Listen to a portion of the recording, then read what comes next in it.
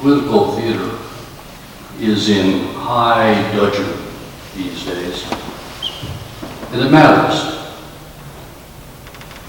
It will not be news to you, we have serious divisions running through the entire electorate, and people have been choosing sides. Now, we've always had political differences, but the current ones seem to reflect deeper challenges than I can remember. Back at the beginning of the Republic, Messrs. Madison and Hamilton understood that people genuinely disagreed. And those disagreements we might label as factional are most often about first principles. So while George Washington was still president, political parties were forming. And now our federal government, grown ever bigger, is more riven by faction than our founders ever envisioned. Of course, one voter's factions is another voter's sincere patriotic friends. The Federalists genuinely believed that the Jeffersonians would pull the country back into a mire of ancient slave state agrarianism. The opposing Democratic Republicans' long-term disinterested view was that the Federalists would sell the country out to commerce. These were not party-bound positions, they were principled views. Everyone had themselves with a vision of the general welfare. Of course, they viewed the others as wanting to advance no one's interest but their own. This may have been foolish or basely uninformed, but these were the views. We have political parties because people disagree about what the long-term interests of the country actually are. And if there is agreement on long-term interests, serious argument can still arise on how best to promote them. The founders knew that factionalism could be destructive, and it can. Their own shortcoming was believing that disagreement about fundamental values could be avoided. But why is this so? Were we born to fight? I think we can go back to the biblical experience for some insights and perhaps also for some hope. For most of human history, people have located themselves socially in pretty much the same way, by a series of relational hierarchies. Here's our text from the book of Joshua. Joshua is shown going down through the Hebrew people in order to identify a source of transgression. Chapter 7. So Joshua rose early in the morning and brought Israel near, tribe by tribe, and the tribe of Judah was selected. He brought the clans of Judah, and the clan of the Zerahites was selected. And he brought near the clan of the Zerahites, family by family, and Zabdi was selected. And he brought near his household one by one, and Achan, son of Carmi, son of Zabdi, son of Zerah, of the tribe of Judah, was selected. And sure enough, Achan bar Carmi proved a guilty party. But note the organization at the lowest level of family, usually 3 or 4 generations living together. A group of related families from, say, great or great-great-grandparents would often live together or in close proximity. This would be called a clan. And on a level broader or more regional collection of related clans, generally called a tribe. Common ancestors here might be many generations distant. The social system of biblical Israel, you remember, was a dozen tribes, named for and probably initially headed by the sons of Jacob. Actually, the division of land among the sons of Jacob formed the basis of the 12 tribes of Israel. The land of Judah in Jesus' time got its name from that ancestral brother. In biblical history, tribes preceded monarchy, but continued to function alongside it. This is how it often works. Tribes are usually pre-state, pre-national arrangements, but they can serve as a mechanism for organization. Both Greece and Rome started out tribal. Now, while there's much intertribal commonality, there is also intertribal hostility and stress, both in Joshua and Judges we read this. A cultural gulf dividing the southern tribes of Judah and Simeon from their northern cousins appears in the Song of Deborah, a very early part of Hebrew Scripture. Several tribes are described as having special characteristics. Genesis 49, Deuteronomy 33 preserve collections of sayings or blessings that describe tribal interactions, prosperity, temperament, assertiveness, or circumstances. Tribes had personalities, imputed, no doubt, to members individually. Traditionally understood tribes with their social foundations and some variation of kindred relationships, they need not be insular. Ancient Hebrews understood themselves to be connected to each other, even across tribes, when dealing with the outside world. Of course, being a member of a tribe only counts if there's more than one. The old story is that Presbyterians, who were some of the first colonizers, went to this island and settled there. And they were visited by some others, probably Methodists, trying to do the same thing, about a year later. And they came and they noticed, hey, there are 2 Presbyterian churches here. This was a small place. 2 Presbyterian churches. And they said, how does that be? And one man said, well, this is First Presbyterian Church and this is Westminster Presbyterian Church. That's the one I'm not a member of. What's weird about this is my Jewish friends say exactly the same story, only using congregation instead of church. Many tribes refer to themselves with their language's word for people, referring to other tribes with various epithets. For example, the term Inuit, an Arctic region tribe, translates in their language as people. But they were known to the Ojibwe and Algonquins and others by the name Eskimo, meaning possibly eaters of raw meat, or more likely, people who lace up snowshoes. Based on strong relations of proximity and kinship, members of a tribe possess strong feelings of common identity. But here's a modern difference. For historic customary tribes, the identity was biological. These are the children of Jacob. These are the Inuits. But now consider the concept of tribalism. Tribalism implies that many of the same features that characterize biologically based tribes can be found in non-biologically based groups.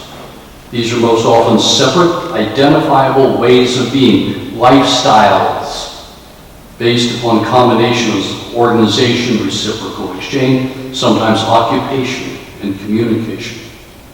Tribalism implies the possession of strong cultural or ethnic identities that separate members of one group from another.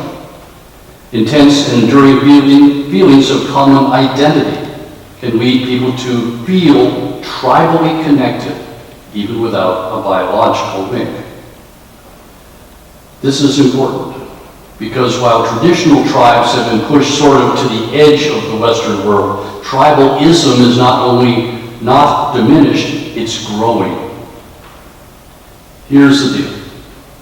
We are, as a species, social animals, ill-equipped to live totally by ourselves. Studies continue to confirm that those with bad social connections tend to do worse emotionally and physically than those who are better connected.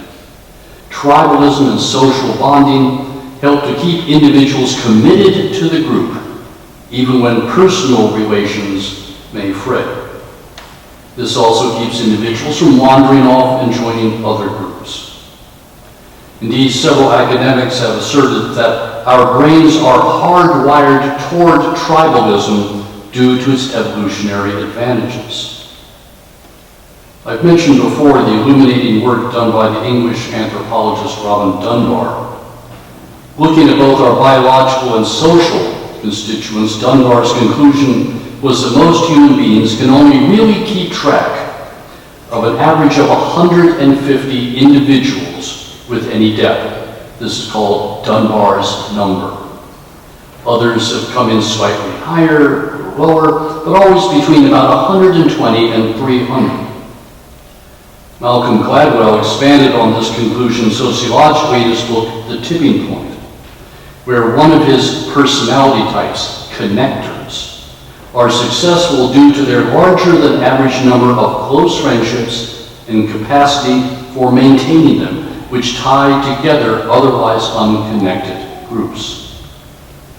According to these studies, tribalism is in some sense an inescapable fact of being human, simply because of our biological makeup. Once our limit for connection is reached, we have to use some combination of hierarchical schemes, stereotypes, and other simplified models in order to understand and deal with so many people in our world. We've evolved to live in tribal society as opposed to mass society. And thus, if biological tribes don't exist, we'll naturally and continually form them. Sure, data has pointed to a general breakdown in social structure of modern civilization due to more frequent moves for economic reasons, longer commutes, and lack of popular support for the desirability of strong individual friendships and community bonds. Easy to see results of this fluidity are several kinds of modern, non-biological tribes. One is the so-called urban tribe, term coined by a French sociologist to describe young urban people, generally 25 to 45 years old, never married, gathering in relatively small, fluid groups.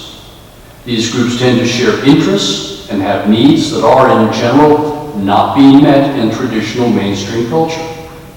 People who feel they have no tribe or extended family just form one where they are. Not hierarchical, but certainly one with horizontal accountability. Not restricted to a particular area, we speak of, say, the Steeler Nation, a tribe of black and gold spread from sea to shining sea, with all sorts of mutual ties between them. But even though everyone in Pittsburgh is related, the Steeler Nation is still one where any right-thinking individual might join. This occupies another conceptual space, not just occasionally interpersonal, but spread out loosely across the nation. Susan told me of running into a Steeler bar in rural Colorado. No Dunbar numbers apply here. At the other end of the spectrum is what's called an internet tribe. This is, again, an unofficial community of people who share a common interest and are usually loosely affiliated with each other through social media or other internet-related mechanisms. This kind of tribe is not only non-biological, it isn't even face-to-face in a bar, it's virtual. It's a tribe by mere self-identification, heedless of physical boundaries, but very real and important to millions of individuals. It also has no Dunbar limit. These days, it seems to me, we're seeing in our political and even social culture a less than benign kind of tribalism. That is, we see deeply distinctive ways of thinking or behaving across wide swaths of interest, in which people are more loyal to their tribe than to their friends, their country, or any other social group. This may be true with the Steeler Nation, but what I'm talking about has higher stakes. What we have running around the body politic these days is a struggle among very motivated, resourceful, and very antagonistic tribes. And sometimes these tribal identities bump into one another. There is, not surprisingly, an ongoing debate as to whether conflict itself is necessary for tribal identity, a source of tribal loyalty. Traditional tribes under political or economic threats certainly found their ties reinforced in battling a common enemy. But is this so now, or must it be? Are tribes built not on family, but on political or social affiliations, also strengthened by conflict or at least stress? How can faith inform our thinking here? The basic idea, I think, is to recognize we live in an exceedingly complex society, and we have lots of overlapping interests and affiliations. It's just too much for any one person to handle efficiently and with any degree of confidence. So we develop shortcuts to make sense of it all. This isn't so much of a conscious choice, it's more of a biological imperative. And the more complex things get, the more hazardous simplification becomes. But consider one very, very important dimension to this whole discussion. Tribes look inward. They exist. We make them out of a need to belong, to be part of something that means something to us individually. But faith calls us to look outward as well. Here are Peter's words as he makes his case for faith in Jesus. Come to him, a living stone, he writes, though rejected by mortals, yet chosen and precious in God's sight, and like living stones, let yourselves be built into a spiritual house, to be a holy priesthood, to offer spiritual sacrifices acceptable to God through Jesus Christ.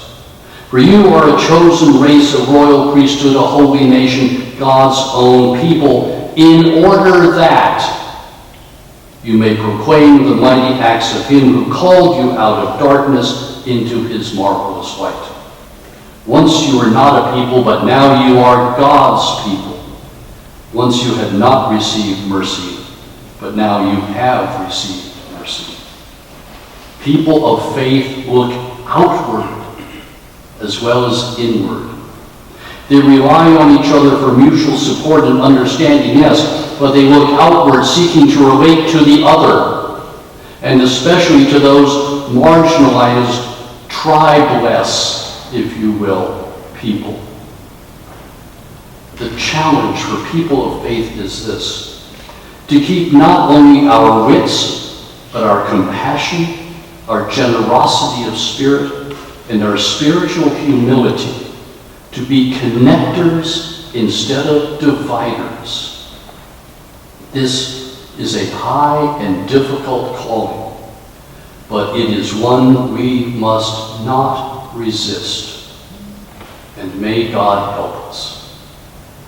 Amen.